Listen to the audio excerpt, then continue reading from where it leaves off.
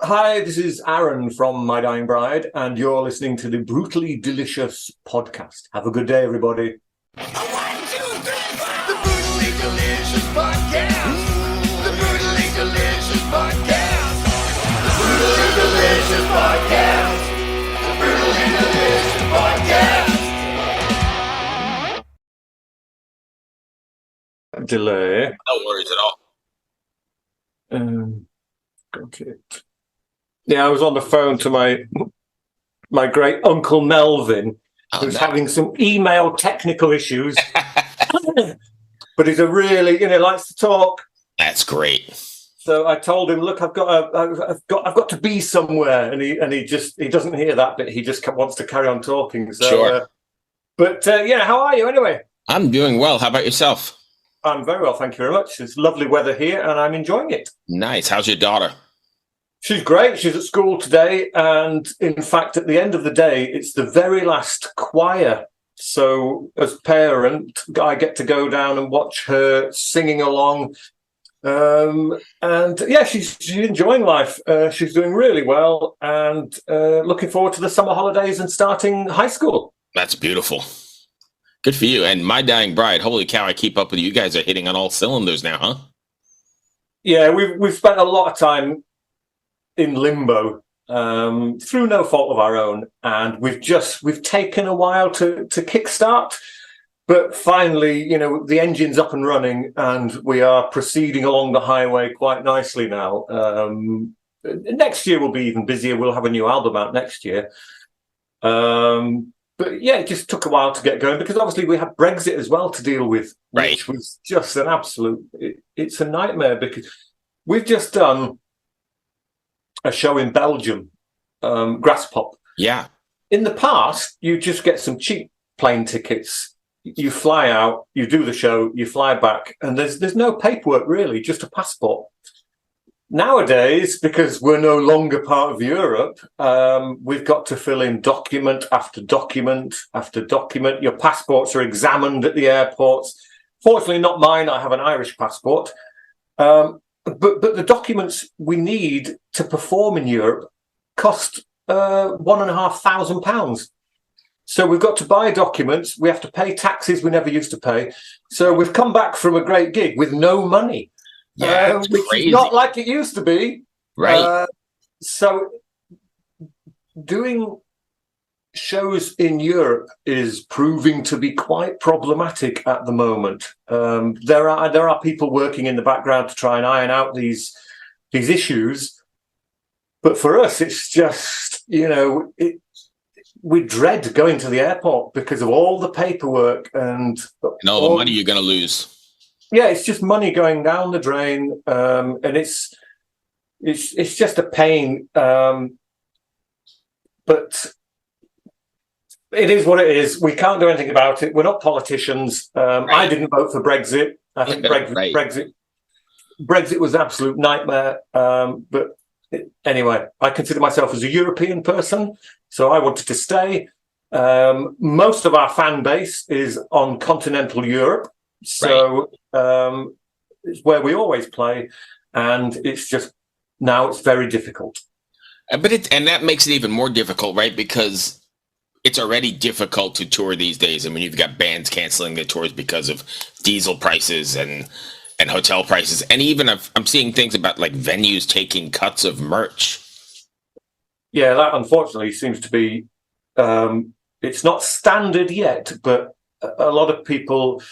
It's the bigger venues. You can still play the smaller clubs, and that's fine. You just sell the T-shirts. They don't care. They're not interested. Right. They what they want is people in the venue. Right, drinking. And there's many bands on stage as possible. Now, the bigger venues, they want 25% of your T-shirt sales. That's a quarter of the money you make from T-shirts. And what are they doing for their part? Nothing. Because if the bands don't play, you haven't got a venue anymore, you idiot. Right. So, bigger venues, if they continue in this fashion, they're just going to see less and less bands coming through the doors, and then they'll wonder why they've got no business anymore. Yeah. So You combine that with your Brexit, and that makes it so much more difficult then, right? Yeah, I know. Even stuff like, oh, God, Bruce, it's a nightmare. we have a merchandise company here in the UK. Mhm. And again, normally in the past, if we're flying, we don't take merch. They ship it from their Right. company to, we give them the address of the venue. It's out of our hands, fine. If we're on the tour bus, we take them. Right.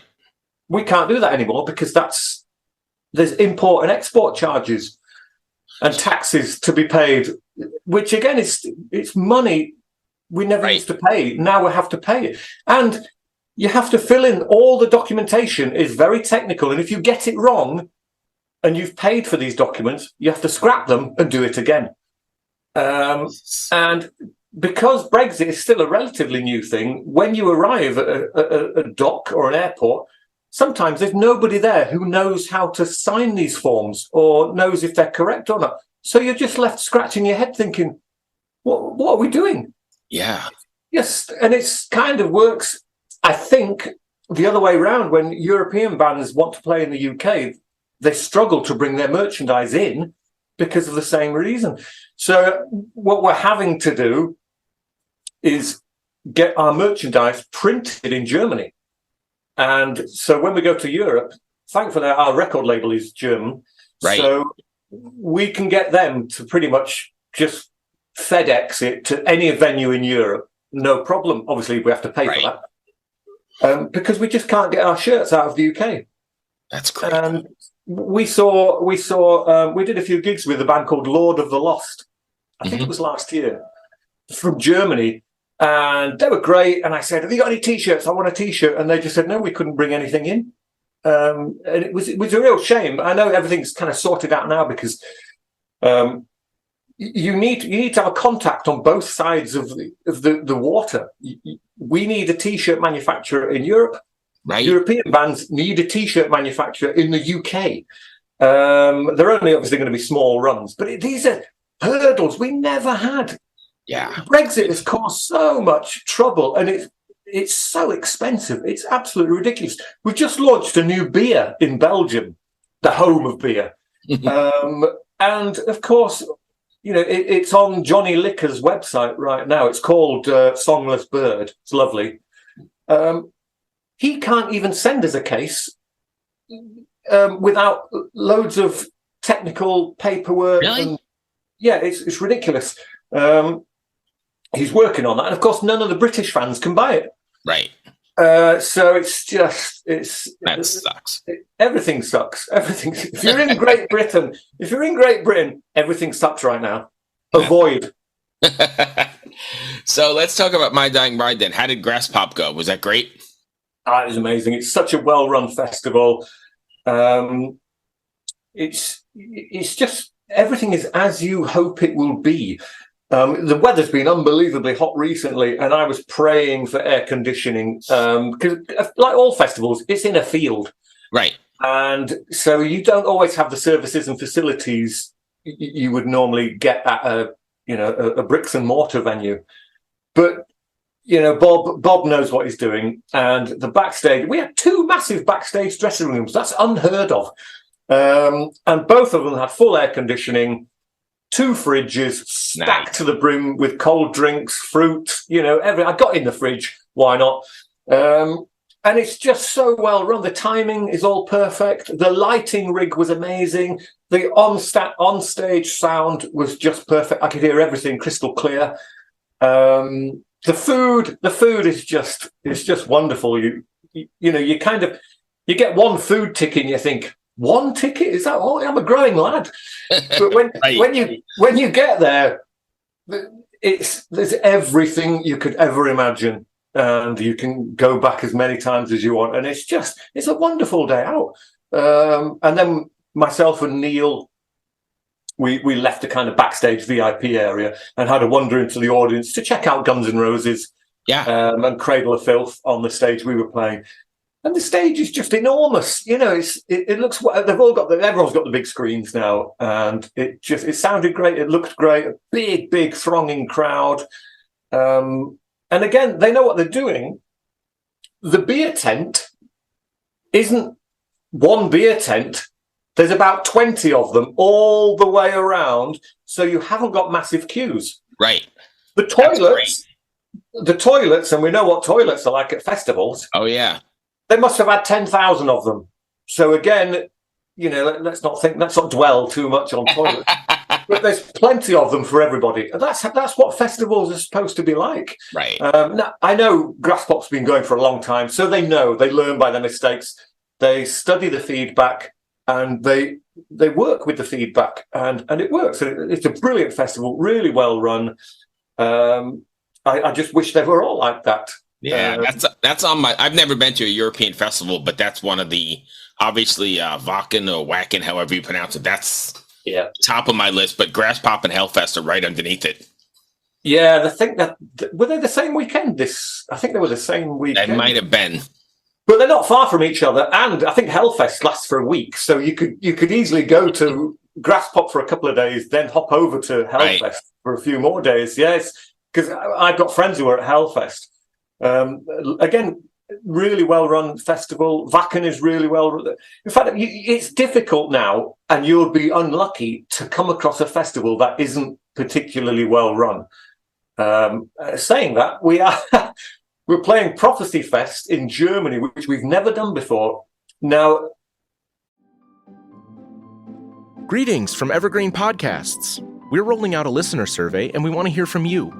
The information in the survey will help us gather statistics and in turn make our shows more appealing to advertisers. I know most people don't like ads, but this is one of the only ways our shows make money and help keep their lights on. We promise it will only take a few minutes, but the impact on our podcasts will be tremendous. As a token of our appreciation, we'll randomly select one lucky participant each month to win an exclusive merchandise package from Evergreen Podcasts. Head to evergreenpodcast.com/listener survey to help a show and possibly get some free stuff for doing so. We can't thank you enough for the support. Now back to the show.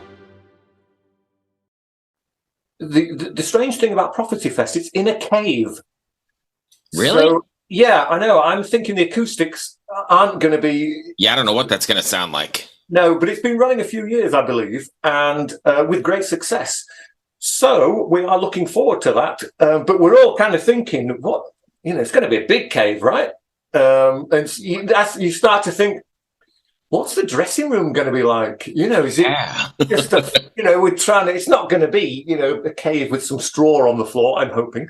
But I just can't imagine what the acoustics are going to be like. I can imagine a choir or an acoustic band unplugged would be wonderful.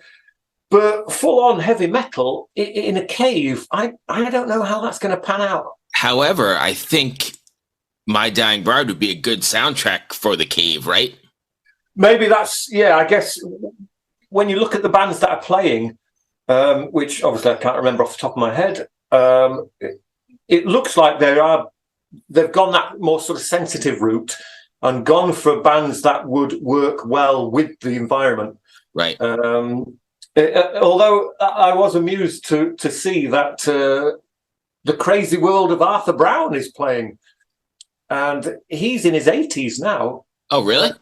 Yeah, he's still going strong. In fact, he was at the Ard gig that I did some narration at a couple of weeks ago. And are you familiar with the? No. He had a single out, in the 60s. I think it's just called Fire. Fire. Now, I want you to burn, or something like that. Mm-hmm.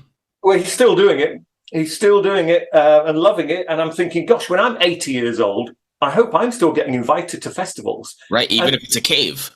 Even if it's a cave, yeah. I'm thinking, I want to be able to have the ability, both physically and mentally, to be able to perform into my 80s. Yeah. And good on him. I can't wait to see him. So I'm going to go back to the cave real quick, and then I got another question. But hopefully you won't disturb the bats, right? Because all that sound may disturb bats. Maybe that's why the acoustics are so good. As the sound amplifies outwards, their tiny little bat bodies absorb the vibration. Right. It could be the best sounding show in the world. So anyway, 33 years I think you've been in, right? You just said you're hoping to go to the 80s. You ever imagine you'd even be here at 33 years? No, we knew we hoped we'd be around for a decade, and which is kind of, you think that's enough time to do a demo tape, kids, demo tape. So we did the one demo tape, and we sent it to everybody. They liked what they heard, and so we were approached by Listenable Records, who are still around, which is great as well. Well, actually, their boss, Lauren Merle, ran a magazine called Pear Drop. And he said, we love the demo. Can we do a 7-inch single? So we thought, yeah, definitely, your first ever vinyl, Right. it's the Ark of the Covenant. And we went to record that, and Peaceville liked the sound of the demo as well. And they said, can we come along to the recording of your first record? So they came along. We recorded a couple of songs for Listenable Records, our first ever 7-inch single. Brilliant. Peaceville loved the way we worked, thought we were quite professional for young guys, so they offered us the deal. Back then, Listenable wasn't actually a record label. It was a fledgling idea that Lauren Merle had. And it is nice to know that Listenable is still going strong.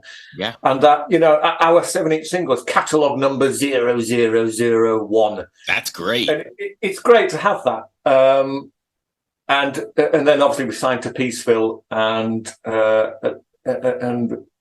everything's been quite rosy for a very long time. Peaceville were great because they gave us complete artistic license. Do what you want, which was good because the first thing we did for them was a 12-minute song with a Latin title. So, they were very brave, and they were brilliant. And the only reason we moved from Peaceville to Nuclear Blast, I think we were on Peaceville about 25 years, Right. was because we'd reached a kind of plateau. We'd remained on the same level for a very long time, and it was a respectable level to be at. But we felt we had a bit more, and we wanted a bit more of a push. And we noticed Nuclear Blast were doing all kinds of interesting things, and we thought, wouldn't it be great to be on their roster? Yeah. And so when the Peaceville contract came to an end, we shopped around for a new label, which we've always done. The 25 years we were with Peaceville, we must have signed 10 contracts. We just renew it because it's such a good working environment. We just sign, let's keep working with Hammy. Great. And Hammy knows that every time a contract comes to an end, the bands are going to look elsewhere. Of course, they're going to shop around for a better deal. But he was good enough in the past to match every deal that we were offered, which is great. However, it wasn't the money. It was we needed to be elevated to a new level, which maybe that's an arrogant thing to say. Who gives you the right to think you deserve to be elevated beyond your stature? But we went for it anyway. And Peaceville offered us another deal, which was great. In fact, a lot of people offered us a lot of deals, which was amazing to know that after nearly 3 decades in the business, we're still relevant. Yeah. People still want a piece of My Dying Bride. And luckily for us, the best offer came from Nuclear Blast, which was exactly what we wanted. So we signed with Nuclear Blast. We're still friends with Peaceville. Sure. Love them to bits. But business is business, right? Yeah, and it worked. We are playing, well, obviously, unfortunately, my daughter got ill, then COVID, then Brexit. But we know that we've appeared in sort of more magazines, more people are talking about My Dying Bride because we're on a bigger platform. Sure. And we will get offered bigger festivals and more diverse festivals as well. So we know it was the right move. And we're very happy. And again, Nuclear Blast, when me and Andrew went to their office, we said to them, you're not going to get 3-minute radio-friendly songs from My Dying Bride. Right. And they said, that's why we're signing you. We don't want 3-minute radio-friendly songs from My Dying Bride. We just want My Dying Bride. Carry on doing what you're doing. Right. That's beautiful. How can you ask for more? Yeah, I know. And we hear so many stories from other bands. They've had so much BS with their record labels and just hard time. They hate people. They hate the industry. They've become jaded by the politics of music business. And when that happens, it takes away that creativity that we all love. That's why we're in the business. But for us, I don't know, we just sort of, we've never had a manager, Bruce. I think you already know that. We've never had a manager. So me and Andrew just manage the band however we can. That's great, actually. And it's weird how that we've survived so long because what I've just mentioned, if you have a manager, they should deal with all the politics, Right. the tax man, the solicitors, to allow you creative freedom to continue to do what you do without getting bogged down in the technicalities. Weirdly, me and Andrew have absorbed all the technical, garbage that comes along in the music business, which has allowed us to become a bit more wise about the whole scene. And there are times, particularly at the moment when we got back from Graspop, it was great. The whole thing about Graspop was, brilliant. And then you get back and you do the finances and you're like, shit. Right. But only for a very short time are you then, that has an impact on your creativity. And you suddenly think, oh, I'm not going to rehearsal this week. What's the point? Right. But then you get back on your horse and you carry on again and you just plow on and you just think, right, this is the way of the world. I'm not giving up. We've been in it too long. I'm just going to plow on. And, as big as the waves get, we're just going to force our way through them. Right. Because you hope at least that it will get better at some point in the future. It can't remain this way. And you just think, right, the grass is greener over there. We just got to keep trying to get there. Fair enough. I'm very excited. I was looking at your, I keep up with you guys on Facebook and wherever, but I see that you're playing, you still there? Oh, there we go. I see that you're playing Maryland Death Fest, which is right an hour and a half from me, 2 hours tops, and 70K again, which is going to be fantastic. Yeah, we're looking forward to that. 70,000 is just amazing. We did it in 2014 and in 2016, and we had an absolute blast. So, we would have done it in 2020, but, you don't want to be getting on a cruise ship because, of course, the coronavirus was already a thing at the beginning of 2020. We didn't have lockdown till March, but it was those closed environments where the virus was kicking off. So we're kind of thinking we're not getting on a cruise ship. I was on that one, and I remember getting off it, and like the whole world within like 2 weeks or 3 weeks from disembarking shut down, and was like, what the hell happened? But anyway, 2024, we're back on the cruise ship. I believe it's going to the Dominican Republic. Yeah. Never been, because obviously the first one was Grand Cayman, the second one was Jamaica.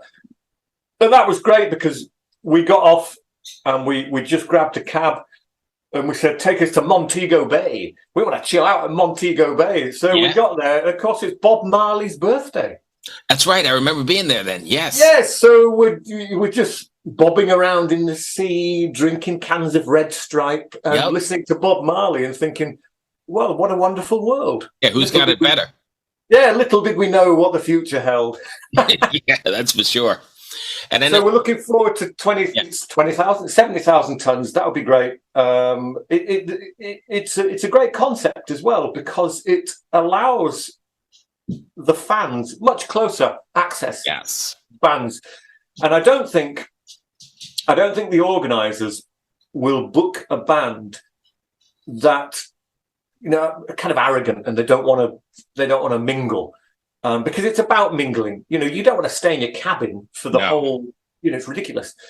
And so it's like the whole ship is a backstage area. Yeah. Everyone's got access to everybody. And I like that, I like that. There are moments when you can find a moment of peace and tranquility because there's 1,000 bars on board. Yes. So sometimes it's nice to just remove myself just for a couple of hours from the hullabaloo and just sit and read a book with a glass of wine and just look out the window and wonder. How did I get here? Yeah, and then you put your book away and then you get back into the throng and you're signing autographs and having your photo taken. And it's fabulous. It's a great. And I think for the most part, the fans are pretty good, right? I mean, I've gone every year but one, and they've all been, from what I've seen, fairly decent to the artists, right? If you're eating, nobody's really bothering you, I don't think. Yeah, it's absolutely fine. We've never had any trouble whatsoever. Yeah. Probably because not many people have heard of My Dying Bride still. They're all looking at the bigger bands, and we kind of skulk about in the shadows, which is perfect for us. And I saw you main stage. Yeah. You guys played the big stage, the pool deck. Yeah, we always get invited there, which is great. I think we were the last band to play that back in 2016 because the weather started to get a little bit choppy, and they had to close the top deck, which meant Right. a lot of reshuffling for all the other venues, because every band that was supposed to play up there is now somehow going to be shoehorned into performing in the smaller venues, Right. which are already full of bands. So everybody had to cut their sets short in order to, to get everybody in, which I didn't hear anyone complaining about that. Even Cradle of Filth. Now, I know Danny's had a lot of bad press, but even he was like, yeah, great. We have to lose 2 or 3 songs from our set to allow other bands to get on this stage. And he was like, yeah, whatever. Let's keep the thing running. And it was absolutely great. So everybody sacrificed a little bit of what they brought along to the show to give everybody an equal opportunity to be able to perform.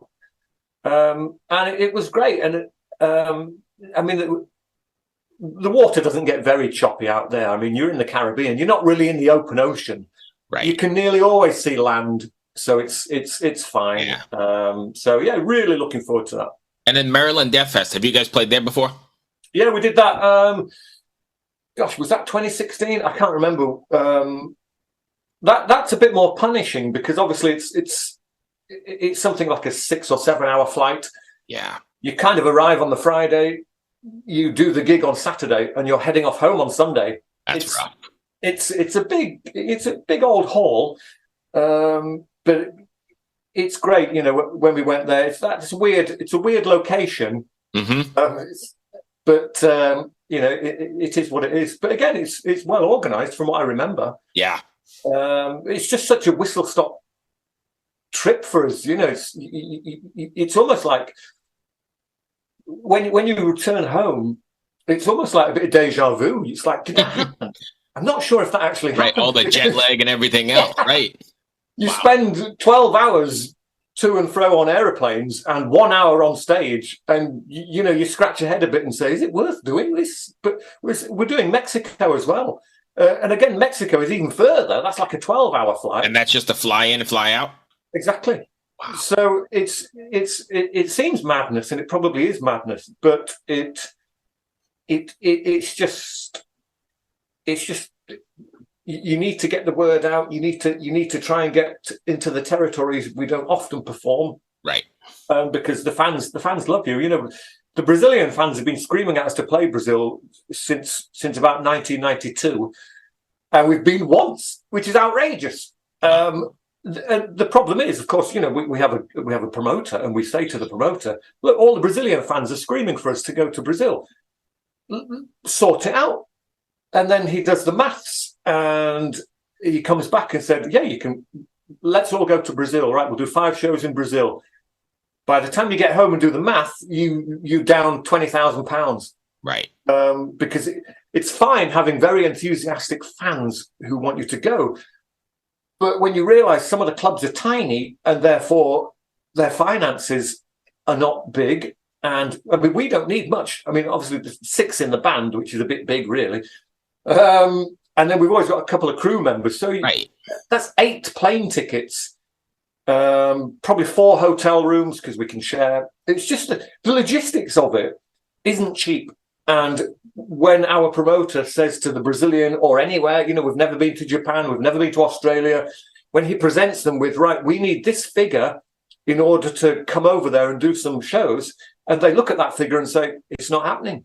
Right. And it's, I don't know how to correct that, because that's with us having like the tiniest profit ever, which the UK tax man is going to take off us anyway. Jesus. We're not traveling first class, and we don't want fancy hotels. Right. Even bare minimum, we can't do it. And I see other bands doing these venues, these places, these territories, and I think to myself, right, there's 2 reasons, or there's 2 reasons they're doing that.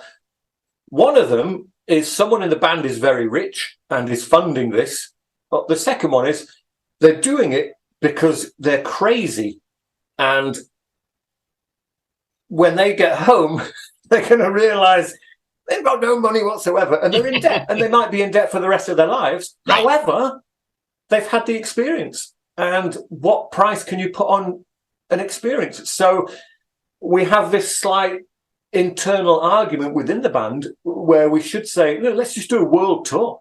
Let's go crazy. Let's fly to Japan, do a couple of gigs there, down to Australia. They're only this close on the map. To Australia, maybe pop to New Zealand. It's stuck to Australia. Fly across to South America, work our way up, go through the States into Canada. And all the way across. Yeah, and it's just do that. Dead easy. And then reality strikes, and you know, you come tumbling back down to earth. But we do what we do. We are trying, everybody. You know, we do try to get to other territories. It's just unfeasible for this band at this state right now. Sweet. So I've only got 2 more for you, and then I'll let you go. First, you said you're working on new material. Have you guys started that already? Oh, yeah, well into it. I think we've got 8 complete tracks. There's a little bit of ironing out. Was that a double album then? 8 tracks of My Dying Bride? Well, it will be. We are trying to create enough material so that when we go into the studio, we record everything, which will allow us to release an album, and then maybe in 6 months or a year to do an EP, which we've already recorded. All from the same session. Exactly. Yeah. What we did last time, when we did The Ghost of Orion, we recorded everything, released the album.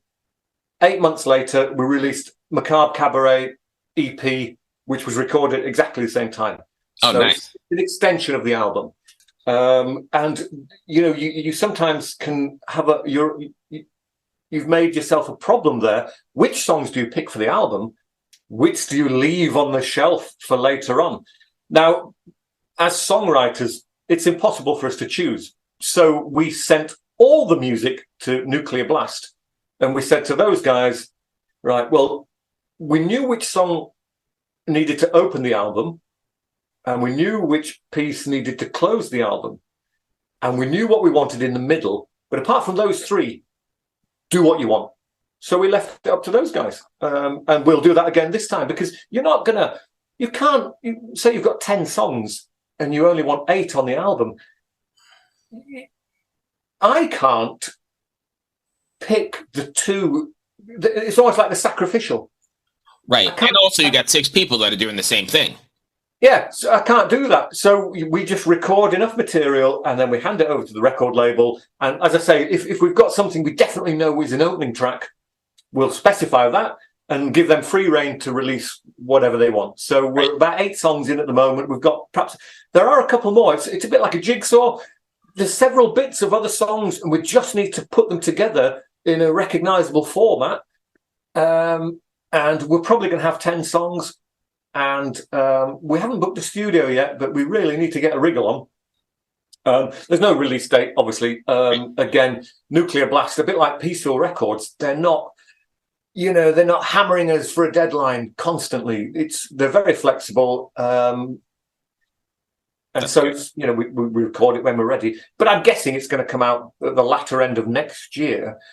And if not, early 2025. I know that seems like a very long way away at the moment, but it's just, that's the nature of the business. We deliver an album, and the record label can't physically release it until a certain period.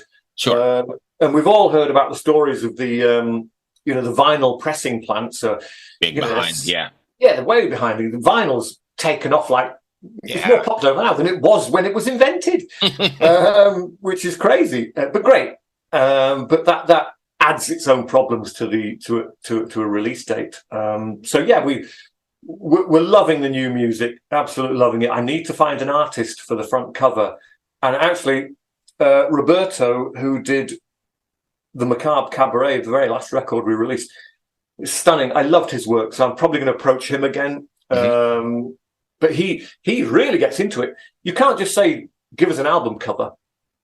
He wants to read all the lyrics. He wants a chat that's about good, though, it. right? Yeah, he wants to get right inside your head, and that's great. And so I'll go down that journey with him at some point, perhaps towards the end of this year. But yeah, so we're very much underway with the writing.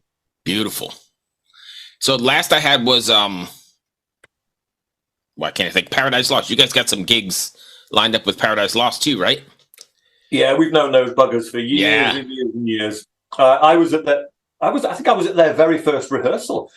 which was somewhere in the Halifax area. I don't remember the date. Possibly mid 1980s, something Were they like on that. the same ship as you guys in 16? Because I know I Yes. saw them. Yeah, I thought so. Right. Because I had it was interviewed great. Nick. Yeah. It was because there was an English bar aboard, or Yeah. we made it. We made it into an English bar right. because it was full of My Dying Bride, Paradise Lost, Cradle of Filth, Yeah. and it was just a great environment. So yeah, we know Paradise Lost manager. In fact, I was just chatting to him yesterday, the day before, and the venue in Bradford in the north of England it's St George's Hall. I saw Metallica there on the And Justice for All tour. Wow. And it's an old school. It's not a venue; it's a theatre hall. Mhm. It's got the stalls, and I think it has 3 balconies. And I never imagined I'd be playing there. I mean, all right, we're supporting another band, but still, I'm going to be treading the boards of the same venue. And I've heard that the London tickets are selling like hotcakes. So I think it's going to be an absolute blast. We did some gigs with them a few years ago with Anathema as well, and it's just great. They're just old friends. Right. That's nice. And it's just nice to be in their environment, and you just endlessly talk about, oh yeah, I was sat next to Ozzy Osbourne, and oh yeah, well I was sat next to Jimmy Page, and it's almost like you're trying to top each other with your crazy stories about who you've met. That's cool though. Yeah, it's great, and it's all done very much with tongue in cheek. There's no bitterness, there's no angst. It's just because we appreciate the fact that we're a couple of noisy Yorkshire bands who have made some waves in the world. Yeah, that's quite a nice thing to do. So yeah, looking forward to those. They'll round off the year quite nicely, I think. Yeah. Well, cool. That's going to bring me to the end. Sweet, man. I can't wait to see you guys here in it's 6 months, right? Yeah, I guess so. Yeah, it's you'll be on the cruise ship, right? Yeah, absolutely. First beer's on me. Brilliant. The thing is so massive. I won't see you till the last day, and I'll be parched with thirst. Yeah, you know it. Good luck with with your summer tours here. Be safe. Thank you very much. Appreciate it. Glad your daughter is doing well, and it was great seeing you as always, my friend. Yeah, cheers. Thank you very much. Cheers. Call me anytime. See you later, buddy. Yeah, you're always on board for anything weird that I do. I appreciate it. Cheers. We'll do another cooking one soon. Absolutely. Thanks, my Cheers, friend. mate. Cheers. Bye-bye. Bye.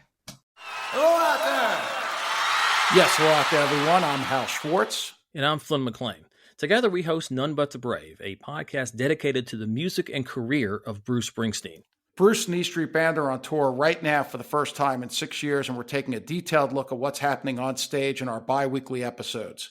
We've also been recently joined by some very exciting guests, including rock journalist Warren Zanes and Stephen Hayden, Backstreet's Magazine founder Charles Cross, and Barstool's Kirk Minahan. If you're a diehard Springsteen fan, this is the show for you. So please subscribe to None But the Brave on your favorite podcasting platform, and we hope to see you further on up the road. Thank you so much. We'll be seeing you.